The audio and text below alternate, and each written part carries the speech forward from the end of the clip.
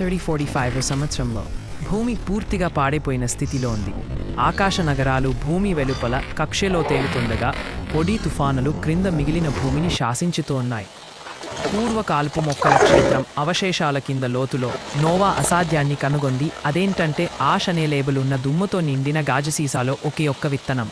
తన డ్రోన్ లుమో హెచ్చరికలపై దృష్టి పెట్టకుండా నోవా ఆ ప్రయత్నాన్ని వదిలేయడానికి తిరస్కరించింది.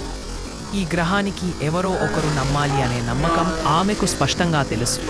ఒకప్పుడు పార్కుగా ఉన్న ఓ గబ్బీరమ గుండ్రటి గుంట మధ్యలో విరిగిపోయిన ఫౌంటను పక్కన నోవా మోకాళ్లపై కూర్చుని తన వద్ద మిగిలిన చివరి నీటి బొట్టలతో ఆ చివరి విత్తనాన్ని నాటింది. రోజులు గడిచాయి. విత్తనం ఏమాత్రం కదలలేదు.